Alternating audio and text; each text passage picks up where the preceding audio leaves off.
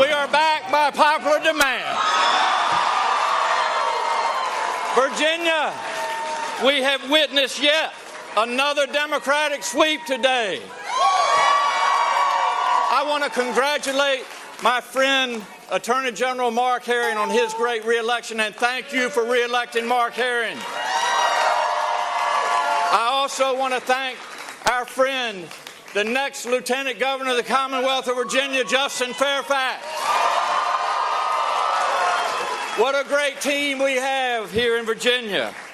You know, it was said that the eyes of the nation are now on the Commonwealth. Today, Virginians have answered and have spoken. Virginia has told us to end the divisiveness, that we will not condone hatred and bigotry, and to end the politics that have torn this country apart. I want to let you know that in Virginia, it's going to take a doctor to heal our differences, to bring unity to our people. And I'm here to let you know that the doctor is in.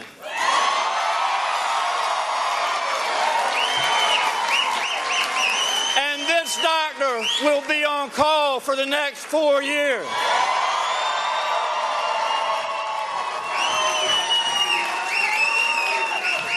We need to close the wounds that divide and bring unity to Virginia.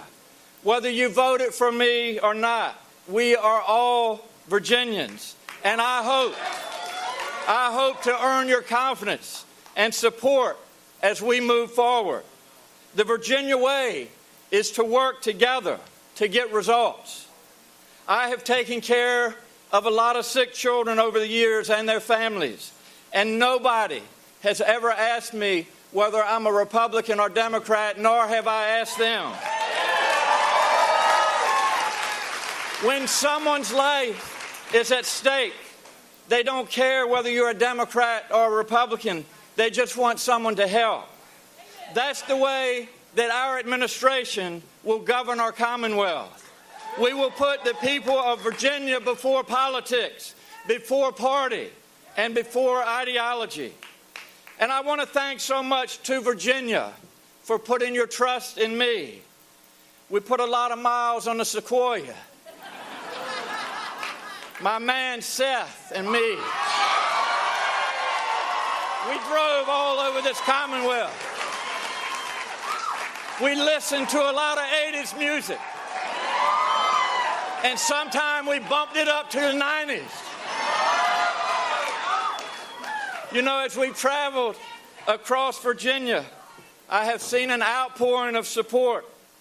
I saw the outpouring of people looking to get involved.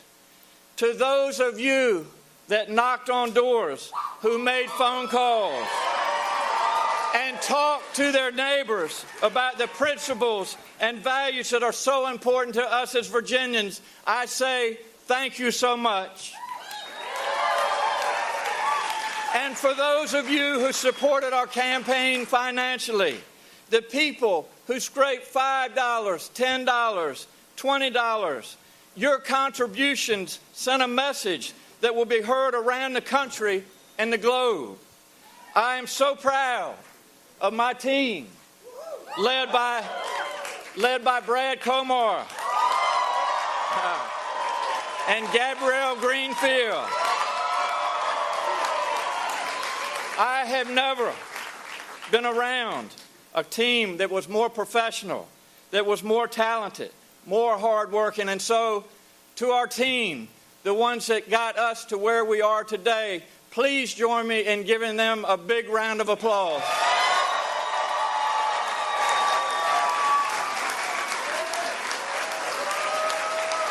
To the elected officials across this great Commonwealth, and I know you've heard from a lot of them tonight, I want to thank all of those that supported my campaign. To Senator Warner,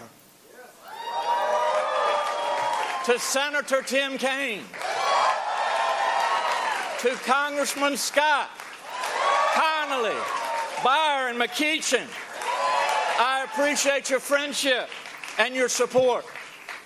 What a wonderful 4 years of leadership we have had under our friend Governor Terry McAuliffe and First Lady Dorothy McAuliffe. Terry and Dorothy, you have built a new Virginia economy and put Virginia on the right path, and we are thankful to you. The progress we will have over the next 4 years is because of your hard work over the last 4 years, and we thank you. To my family, I cannot thank you enough. To our children, I love her too.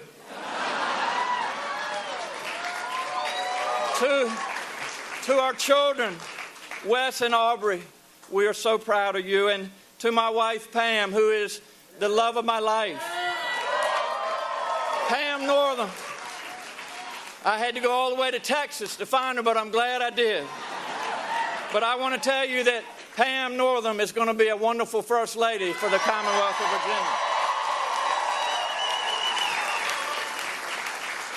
Virginia. In closing, I want you to know how humbled and honored I am to have your trust to serve as the 73rd Governor of the Commonwealth of Virginia.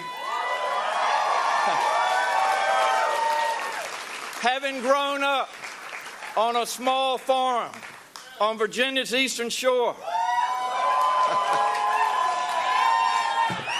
I have worked very hard, but I've had wonderful opportunities, and I want Virginians to have those same opportunities. And you know, as I travel around the Commonwealth, I listen to a lot of folks, and what I hear is, number one, Virginians want a job that they can support themselves and their families with. They want to make sure that their children have access to a world-class education. They want to make sure that all of us as Virginians have access to affordable and quality health care. They want to make sure that we live in environments where the air and water are clean. They want to live in communities that are safe, where there are not guns on every street corner. And finally, something that I am so proud of, and I remind you all the time, we live in a very diverse society. It is getting more diverse every day. It is that diverse society that makes this country great. And as long as I'm governor, I will make sure that we're inclusive, that we welcome people to the Commonwealth of Virginia. Our lights will be on, our doors will be open. So tomorrow, my fellow Virginians, the hard work of governing begins. Let's get to work.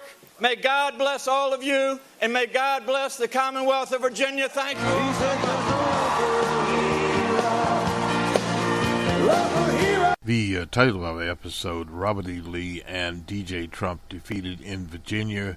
This is a historic psychological election for the Democratic Party in Virginia and in the nation. What it shows is that the progressive people did in fact get behind Rep. Northam there in Virginia, and Bernie endorsed him, etc. And it means that block by block organizing efforts are underway. And this facade that has appeared here, as our friend H would say, that there are people in this country that believe fiction is in fact fact. Well, this is not fiction, this is not fake news, and this is a shot that is heard all the way to Asia. And the Trump gang on their tour of Asia, they've heard it loud and clear. They played the Robert E. Lee song there, an old Republican song about the Confederate monuments there. It did not work because there was a higher situation. This is one of the problems with these flippable and attack ads. There was the late Heather Heyer looking down upon the state of the Commonwealth of Virginia. And people in Virginia understood that. So thus, The Democratic Party swept offices in the Commonwealth of Virginia. In fact, even one character that called himself a homophobe or whatever was defeated and retired. Now, this was in spite of DJ Trump's Twitter mechanisms. It doesn't mean anything. And this is what the Republicans will start to comprehend. When you have a president with low approval ratings, the lowest in the history of a modern American president, you're in a very tenuous situation. And the only thing that's keeping old DJ Trump in the ball game right now is of the economy of Barack Obama. Now, if that starts to fade, trouble comes. Now, as far as the tax program is concerned out there, that is a gift to the rich. But then you have to look at it from a dialectic standpoint. Once the tax program is passed, or whatever they do pass, what will Republicans have next? They want to abolish Obamacare. The problem there is that progressives in this country, if they abolish Obamacare, they abolish it. We'll move to single payer. It could take 2 years, 5 years, or 10 years, but we will get single payer. And the lacks of this gang, or the history of this gang that is there now, is going to the trash can of history. And at the same time, it appears now that there are more people connected in the past and in the present with the DJ Trump administration were also connected with the Russian Federation. It's almost like V.I. Putin has set up an annex in the executive office building there to run policy and whatever else might be. And this is a recurring problem, and this will start to have fallout. Now, at the present time, old DJ is in the low 30s. Now we wait to see, does he start to fall precipitously in the poll? Now, a lot of Republicans are not running for re-election. They are running for the hills. And this is setting up the 2018 election. It's sort of like a boxer that's in the corner that's lost the first 2 or 3 rounds, is losing, and all of a sudden has a good 4th or 5th round. Then that person is rejuvenated, providing they have the skills. Now, in 2016, the Democratic Party, given skullduggery and whatever else there, tried to get a very weak candidate across the threshold, and almost fell about 80,000 votes short in several states, or the weak candidate would have gotten over the threshold. And then we had a government that came in July that claimed that they had hundreds of thousands of people at their inaugural that just simply were not there. Your problem is, as our former producer O.T. Leo would say in his Free Strikes rule, and this is what's happening with the Trump people. They put out something once, an assumption, and they put it out twice. People look at it very skeptically, and then on the third time, they go into fake news. Not their idea of fake news, but what is fake news? This is a small majority of people that marched through Virginia and said, we will not be replaced. I'm here to tell them tonight they have been replaced, and Heather Heyer is looking down. And in Virginia, the people marched to the tune of John Brown's body. Sherman was alive and well, and they know it. So the alt-right people now will look and see where their constituency is. It is much smaller than they think it is, and that is part of the problem there. The right in this country has always been a very tenuous proposition. You've had Republicans around, and this is what the problem is. The DJ Trump operation would fall tomorrow if not supported by the Republican Party. And if you look at the retirements, those people are literally running for the hills. They are leaving because they know one way or the other this show is, as they say, coming to an end very, very soon. First of all, the legislative agenda, their own legislative agenda to pass a new draconian tax plan that they know will not work. will push up the deficits when at one time they were running around being deficit hawks. Well, it doesn't really matter. Deficits can be deficits. And obviously, if they generate enough revenue, that will retire some of the deficit. However, if they fall short, and in a modern industrial or capitalist society, it's very, very easy to fall short. And the shortness is coming. Stay tuned to our Numbers Man program. That's our macroeconomics program. We continue to look at this. And one other item here, the cost of gasoline is going up.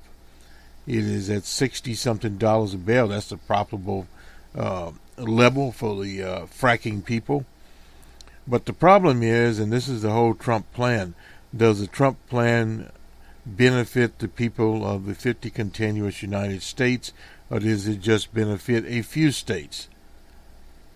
The consensus is a few states, because the part of the problem with the tenuous economy, as petrol goes up, discretionary goes down. That's why you have major retailers like Sears, even Target has gotten to the act now.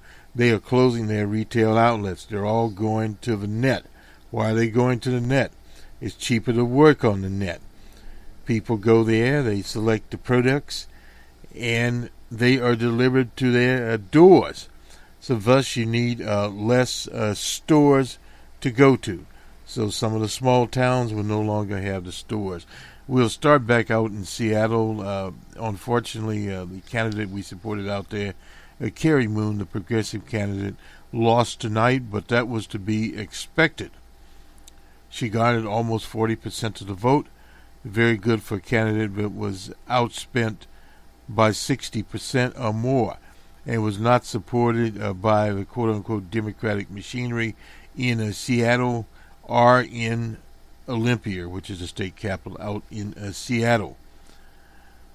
In other news, in the Midwest, the upper Midwest to be precise, Mr. Melvin Carter was elected the first African-American mayor of St. Paul, Minnesota, by a surprising 50 or around 50%, almost 51% over the opponent. Was supported by the racists, the business community there, and the police union.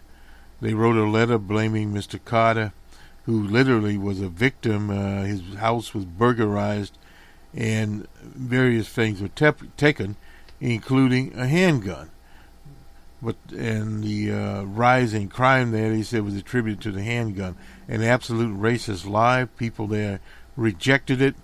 And as one political observer said, in that city, there was a time that if the business community and the police union supported a candidate for mayor, that candidate would win. That day has set on the city. It is no longer possible in that city. In their sister city in Minneapolis, there have been some council types there that have been retired or will be retired. They have the rank choice system there, that the mayoral race, the mayor is basically in a third place. Don't have it up here now, but we'll get it up here in a second as to where they are in that area. And we'll go in now to the rank choice part of it, of the scenario. What we have here, let's see. The 100% of the precincts reporting, 25% goes, and this is a business candidate named Fry Hosch. Another business candidate sets at 19%, and at 18% is the mayor. So, and we go down, the state representative is 17%, and an African-American named Levy Pounds at 15%. So that's basically where it is in that particular city now. And the ranking, the choice part of it will take some time to perform, perhaps later today or tonight. They probably have to go through, who knows, 50-something simulations, but it will be simulated, and you go from first choice to second choice and third choice. And I don't have up here now the as far as where the choices are there. These are all first what's known as first choice votes here, and we don't have the others. Let's see if we can get anything here. No, we can't actually. So we go from 25% to 19%, 18%. There's one percentage point. The two top candidates are business candidates in that city, and they are separated, or I should say, by 6 percentage points, 25 to 19, and the mayor has 18, so it's 1 percentage point there. And they receive 50% there, and officials are moved to the next round of tallying by eliminating candidates with the lowest number. So the candidate with the lowest number, in this case, I'm not sure who it would be. Just a listing here, it's Libby Pound and so forth and so on. We'll see where this goes, and we'll report in our next report as to what has actually happened there. Very interesting scenario out there. Doesn't look as good for the mayor right now, the present mayor, and it is looking better for a business type of mayor to be elected in that particular city. In New York, Mayor de Blasio handily won a re-election in New York. The Republicans in New York City going the way, literally, of the California type Republicans. So we really don't have to look at where they are going. Now, this second choice situation here, won't go into it because I'm not looking at, and then third choice, etc. Anyway, this is it. Let me just move back here to Real Clear Politics and finish up this special report. Robert E. Lee and DJ Trump defeated in Virginia. I just wanted to look at the final totals here. Oops. The final totals here and some of the polling. Now, we had digital polling was much better today. Tuesday, Gallup had DJ Trump at 37. Now, this is where the polls were on Monday. The Monmouth poll had Northam ahead by 2, Fox News by 5, and Quinnipiac exactly basically where it was 9 points. Now, it is a digital poll, a different poll there. Christopher Newport at 6. More recent polls here that we have coming in here. Emerson at 3 was not on the target. The Times at 3 he overperformed. Basically, all of these polls are. And I was looking at the historic Hampton, historic African University, Hampton University. They actually at one time had Gillespie up by 8 points, and they are a digital poll. What I mean by that is that they use the same polling method we use here. We don't use a voting list. We get a digital list of people, and from that list we ask them if they're registered voters and plan to vote. Now, depending on when the polls were taken, the Quinnipiac poll obviously being on Monday, the most recent polls. The other polls are a little bit older here. I'm trying to see who the polling company. No, that's a Republican poll. I was trying to find the Hampton poll. We have to go back a bit here to find it. But anyway, it was a week or so back there. Well, it's not going to appear here. I think if we go to, let me see here. We go here we go. Yeah, we'll get it'll be here. We'll get the averages. The average from Clear Channel, Clear Politics, actually, with all the polls put in there, they had the average for Northam at 3.3. 8.6 was actually the result here. And somewhere here we should have the Hampton University poll. Let me see how far we're going back here. Not sure why we're not finding it here. But, oh, okay, maybe that's why we're not finding it here. Here we go. We'll find it in a minute. We're going to have to go Roanoke College. Let's see here. These are all the... Oh, here's Hampton. Hampton was on the 18th, and they had Gillespie ahead. 18th of October. They had Gillespie ahead by 8. And at that time, Quantipac had Northam ahead by 17. That was a little bit over. But they did another poll and got it right from the digital standpoint.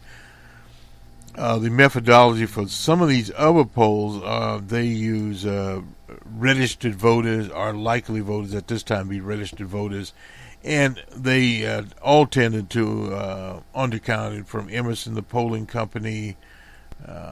Who else here? Fox News, Mama. They all had him in the 2 or 3s, the margin of error. He was not in the margin of error, coming out with 8.6, almost 9% in Virginia. This is Boston Red on the 8th of November, 2017. Robert E. Lee and DJ Trump defeated in Virginia. This is the show is dedicated to the memory of Heber Heyer.